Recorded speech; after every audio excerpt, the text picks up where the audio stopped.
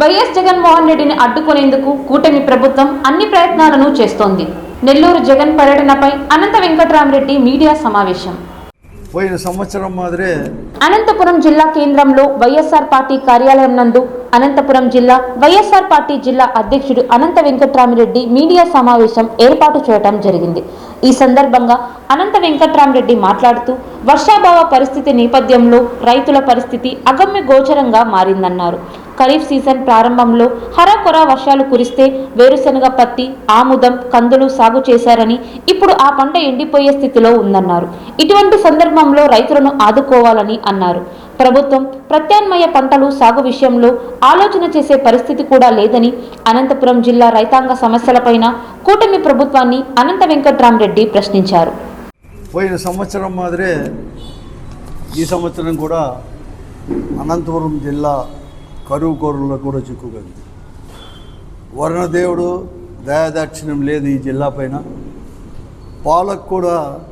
పాలకులు కూడా ఎక్కడ కానీ రైతాంగం పైన కానీ జిల్లాలో నెలకొన్న వర్షాభావ పరిస్థితుల గురించి కూడా ఆలోచన చేసే టైం కూడా లేకునే పరిస్థితుల్లో అనేసి ఈ జిల్లాలో రైతుల యొక్క పరిస్థితి మరొక మారు అగమ్య గోచరంగా కూడా తయారైపోయింది. గత సంవత్సరం అటువంటిదే, ఈ సంవత్సరం అటువంటిదే. ఇంతవరకు వర్షాలు రాలేదు. మొదట్లో ప్రారంభంలో ఆరుద్ర కార్తెలో, ముగిసర కార్తెలో వర్షాలు పడితే బాగొస్తాయని చెప్పి ఎంతో ఆశతో రైతాంగం జూన్ మొదటి వారము, రెండో వారంలోనే కొద్దిగా వేరుశనగ, ఎక్కడ పదునైతే అక్కడ వేరుశనగ, ఇతర పంటలు పత్తి కానీ, ఆముదము, కందులు ఇటువంటివన్నీ కూడా పంటలు వేసుకోవడం జరిగింది. ఆ పంటలు కూడా పూర్తిగా కూడా వాడుబట్టాయి, ఎండిపోయే పరిస్థితి ఉంది. గ్రోత్ అనేది లేకుండా దాదాపుగా 2 మాసాలు కావస్తున్నా కూడా గ్రోత్ అనేది కూడా లేకుండా పరిస్థితి కూడా నెలకొని ఉంది. ఈ జిల్లాలో దాదాపుగా సాధారణ సాగు విస్తీర్ణమే 15 లక్షల నుంచి 15 లక్షలకు పైబడి అనేది కూడా ఉండేది.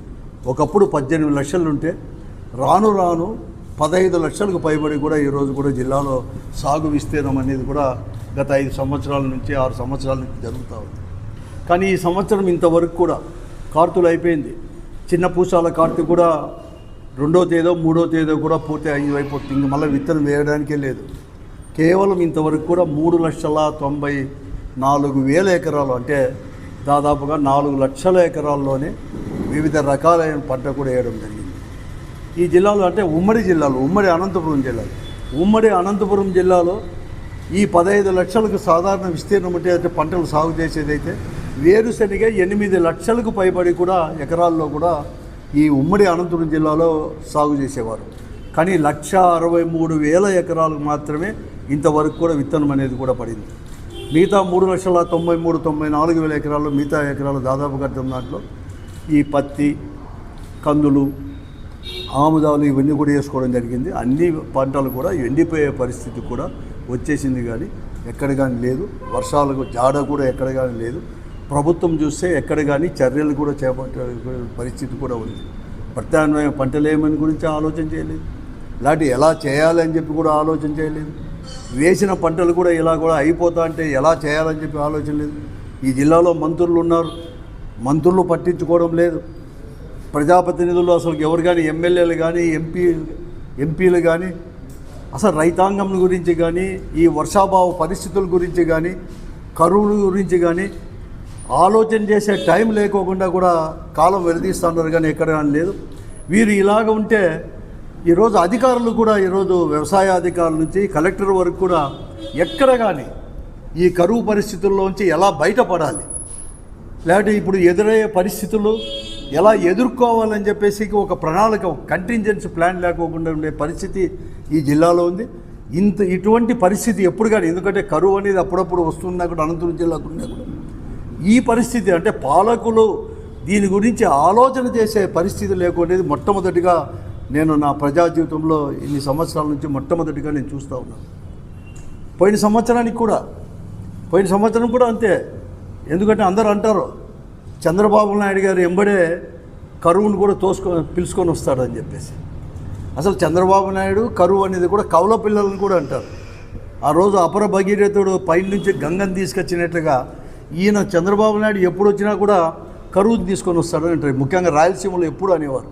ఆ పరిస్థితే పోయిన సంవత్సరం ఈ సంవత్సరం చూస్తే అర్థం కూడా అవుతా ఉంది. కానీ ఎక్కడ కానీ పట్టించుకోలేని పరిస్థితి కూడా. పోతే పని హెచ్ఎల్సీ చూస్తామంటే నీళ్ళంటే తుంగభద్ర డ్యాములో నుంచి పొంగి పొల్లి సముద్రం పాలవుతున్నా కూడా వీరు ప్రణాళిక లేని కారణంగా ఈరోజు వర్క్స్ అనేది కూడా కంప్లీట్ చేయడం వల్ల ఆలస్యంగా కూడా తీసుకొని రావడం జరిగింది. ఆ పరిస్థితి వారు అంటే ఎక్కడ కానీ శ్రద్ధ అనేది కూడా పాలకు లేదని చెప్పేసి దీనివల్ల కూడా అర్థమవుతూ ఉంది. ఈరోజు ఇన్సూరెన్స్ అనేది కూడా గతంలో జగన్మోహన్ రెడ్డి గారు ముఖ్యమంత్రిగా ఉన్నప్పుడు రైతాంగానికి భారం కలిగించకూడదని చెప్పేసి ఇన్సూరెన్సే ప్రభుత్వమే చెల్లించేది. కానీ చంద్రబాబు నాయుడు గారు ముఖ్యమంత్రి అయినాక గత సంవత్సరం నుంచి రైతులు ఏదైతే చెల్లిస్తున్నారో ప్రీమియం రైతులే చెల్లించుకోవాలని చెప్పి నిబంధన వలన గత సంవత్సరం కూడా ఎవరు కానీ కట్టలేకపోయారు. ఈ సంవత్సరం కూడా డేట్ అనేది పొడిగించినా నిన్నటితోనే అది కూడా ముగిసిపోయింది. ఇంకా చాలామంది రైతులు కూడా ఇంతవరకు కూడా ఇన్సూరెన్స్ కూడా కట్టలేని పరిస్థితి కూడా. కట్టిన వారు కూడా ఎక్కువ మంది వేరుశెనగ అని చెప్పేసి నమోదు చేసుకోవడం, దానికి ప్రీమియం కట్టడం. ఈరోజు వేరుశెనగ విత్తనమే 1,63,000 ఎకరాల్లో ఉంది. విత్తనం వేయనేటి భూమే దాదాపుగా కూడా 12 లక్షల ఎకరాలు పైబడి కూడా దాదాపుగా 12 లక్షల ఎకరాల్లో విత్తనమే వేయలేదు ఇంతవరకు కూడా. వారి పరిస్థితి ఏమి, ఇన్సూరెన్స్ కట్టినా కూడా కట్టని వారి పరిస్థితి ఏమి, ఎక్కడ కానీ చేసుకోలేకపోయింది. పోతే పోనీ రైతును ఏమన్నా ఆదుకున్నా అంటే గత సంవత్సరం కూడా ఒకప్పుడు జగన్మోహన్ రెడ్డి గారు ముఖ్యమంత్రిగా ఉన్నప్పుడు రైతు భరోసా కింద 13,500 వచ్చేది.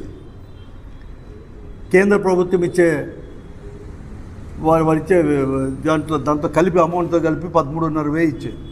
ఈరోజు చంద్రబాబు నాయుడు గారేమో ఎన్నికల మేనిఫెస్టోలో మేము 20,000 ఇస్తాం కేంద్రంతో సంబంధం లేకుండా అని చెప్పి, ఎన్నికలు అయిపోయిన తర్వాత కలిపి ఇస్తాము 20,000 అని చెప్పినా కూడా గత సంవత్సరం పూర్తిగా కూడా ఇవ్వలేకపోయారు. ఒక పిఎం కిసాన్ దాని కింద వచ్చే 6,000 తప్ప రైతు రాష్ట్ర ప్రభుత్వం నుంచి వచ్చేది కూడా పూర్తిగా కూడా రైతులకు ఎగనామం పెట్టేశారు.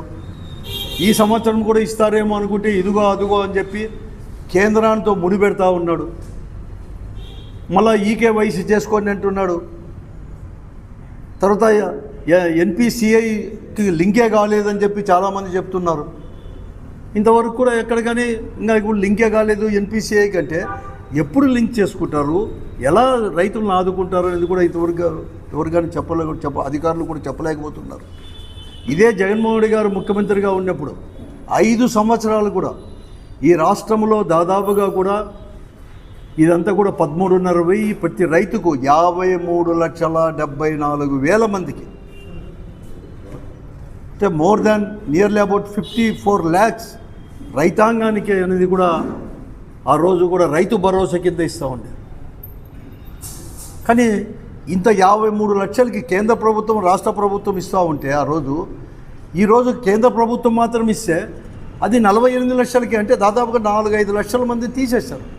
ఈ ఒక్క అనంతపురం జిల్లాలో జగన్మోహన్ రెడ్డి గారు ముఖ్యమంత్రిగా ఉన్నంత వరకు కూడా రైతాంగానికి 5,74,000 మందికి ఈ జిల్లాలో, ఉమ్మడి అనంతపురం జిల్లాలో 5,74,000 మందికి ఆ రోజు ఎందుకు రైతు భరోసా ఇచ్చేవారు.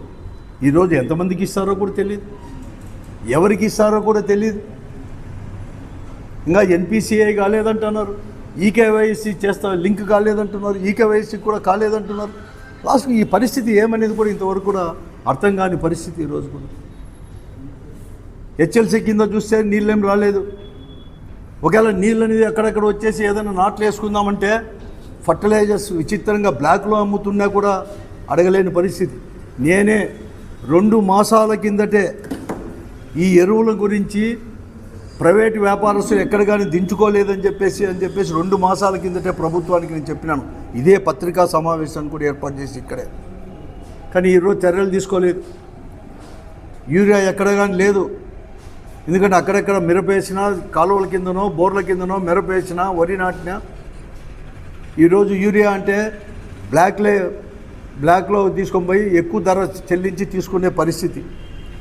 లేకుంటే అక్కరకు లేని ఫర్టిలైజర్స్ కొంటే యూరియా ఇస్తామని చెప్పే పరిస్థితి, కండిషన్ చెప్పే పరిస్థితి, నియంత్రణే లేకోకుండా పోయింది. ఈరోజు అధికారులు కావచ్చు, ప్రైవేటు వ్యాపారస్తులందరూ కూడా కుమ్మక్కైనారు. ఫర్టిలైజర్స్ కుమ్మక్కైపోయి రైతాంగాన్ని ముంచుతూ ఉన్నా కూడా ఎక్కడ కానీ ఆదుకోలేని పరిస్థితి కూడా ఉంది. విచిత్రంగా బోర్లన్నీ కూడా ఈరోజు ఎండిపోతున్నాయి. దినానికి బోర్లలో నీళ్లు, గ్రౌండ్ వాటర్ కూడా డిప్లేట్ అయిపోతున్నాయి, తగ్గిపోతున్నాయి.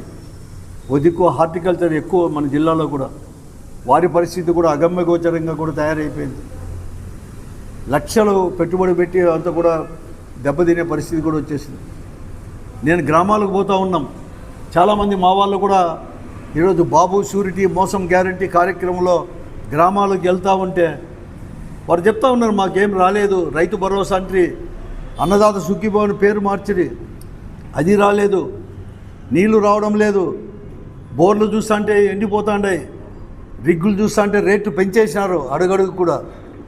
ఒక రిగ్గు ఒక గ్రామంలోకి వస్తే, చాలామంది మననే నార్పల మండలానికి పోతే ఒక గ్రామంలోకి ఒక రిగ్గు వస్తే నెలైనా ఇంకా బయటకు పోయే పరిస్థితి లేదు. ఒకరు పోతే ఒకరు అట్లే చేసుకునే పరిస్థితి.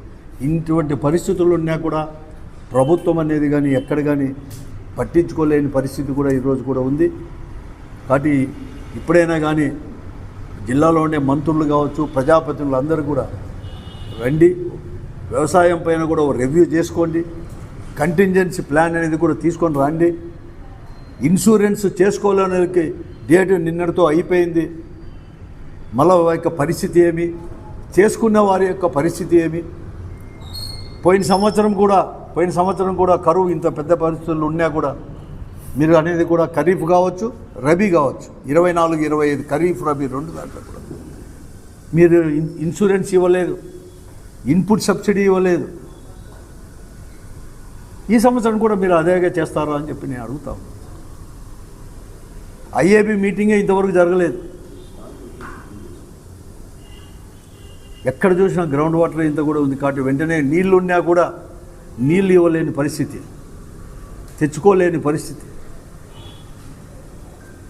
ఏమైనా మాట్లాడితే చాలు, ఎవరైనా కానీ రైతుల గురించి మాట్లాడినా, ప్రజా సమస్యల గురించి మాట్లాడితే చాలు, ప్రతిపక్ష పార్టీల్ని వాళ్ళకు వచ్చేసి దూషించడమో, మళ్ళీ కూడా విమర్శించడమో, వ్యక్తిగతంగా విమర్శించడమో, లేకుంటే వర్కర్స్ అయితే ఏదో కేసు పెట్టి, తప్పుడు కేసు పెట్టి జాబ్ చేసుకునే పరిస్థితి ఉంది. ఇటువంటి పరిస్థితి, దారుణమైన పరిస్థితి ఎప్పుడు చూడలేదు. జిల్లాలో గతంలో జగన్మోహన్ గారు ముఖ్యమంత్రిగా తీసుకున్న సంక్షేమ కార్యక్రమాల వల్ల అసలు వలసలు, ఒకప్పుడు రైతాంగము, రైతు కూలీలంతా కూడా ఈ జిల్లా నుంచి వలసలు పోయి ఇతర రాష్ట్రాలకు పోయేవారు. అది తగ్గిపోయింది. ఎస్పెషల్లీ కరోనా వచ్చిన తర్వాత, ఎన్నిక వచ్చిన తర్వాత ఆ ప్రభుత్వం ఇస్తున్న సంక్షేమ కార్యక్రమం వల్ల గ్రామాలు విడిచిపెట్టి అక్కడే ఉండే ఉపాధి హామీ కింద పనులు పెట్టడం కానీ ఇవన్నీ కూడా చేస్తారు. ఈరోజు మళ్ళీ కూడా అటువంటి పరిస్థితి ఈరోజు కూడా వచ్చే పరిస్థితి కూడా ఈరోజు కూడా ఉంది. కాబట్టి ఈ పరిస్థితుల్లో వెంటనే ప్రభుత్వం అనేది కూడా రావాలని చెప్పేసి, లేకుంటే రైతాంగం తరపున కూడా పోరాటాలు చేసేదానికి కూడా మళ్ళీ కూడా చెప్తున్నాను, అన్ని రాజకీయ పార్టీలతో కూడా కలిసి వచ్చే రాజకీయ పార్టీలతో కూడా పోరాటం చేయడానికి కూడా సిద్ధంగా ఉంటామని చెప్పేసి ప్రభుత్వాన్ని కూడా హెచ్చరిస్తూ, వెంటనే ప్రత్యామ్నాయ పరిస్థితులు కానీ, కంటింజెన్సీ ప్లాన్ కానీ ఇవి తీసుకొని రండి. ఐఏబీ మీటింగ్ సమావేశాన్ని కూడా ఏర్పాటు చేయండి. కేవలం ప్రకటనలకు పరిమితం కాకుండా వెంటనే ప్రజాప్రతినిధులు, అధికారులు కలిసి ఒక కంటింజెన్సీ ప్లాన్ చేసుకుని ఎలా ఆదుకుంటారనేది కూడా చేస్తున్నామని చెప్పేసి డిమాండ్ కూడా.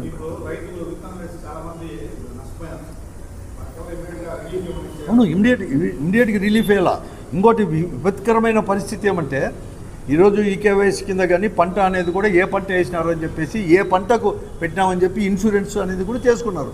ఈరోజు కొంతమంది అయితే ఆ పంట ఏ పంట వేయలేని పరిస్థితి, కొంతమంది వేసినా కూడా ఎండిపోయే పరిస్థితి. ఆ నష్టాన్ని ఎట్లా పూరిస్తారు, ఈవేళ చేస్తారు అని చెప్తున్నాను. నేను మొన్ననే దీనికి గుత్తి దగ్గరికి వెళ్ళాను. గుత్తిలో ఆముదం వేశారు. అవి ఆముదాలు వచ్చేసి కనీసం ఒక 2 మీటర్ల వేసిన వస్తేనే అదంతా బాగా వచ్చేసింది. ఈ కనీసం ఒక అడుగు కూడా లేని పరిస్థితి, 2 నెలలైనా కూడా అడుగు కూడా పైకి లేదు. ఆ పరిస్థితి అనేది కూడా ఆముదం ఇవన్నీ కూడా ఉన్నాయి పరిస్థితి. కాబట్టి వెంటనే ఇలా ఆదుకోవాలి. ఎలా చేయాలి, ఏం కథ, ఈ నష్టాన్ని ఎలా పూరిస్తారు,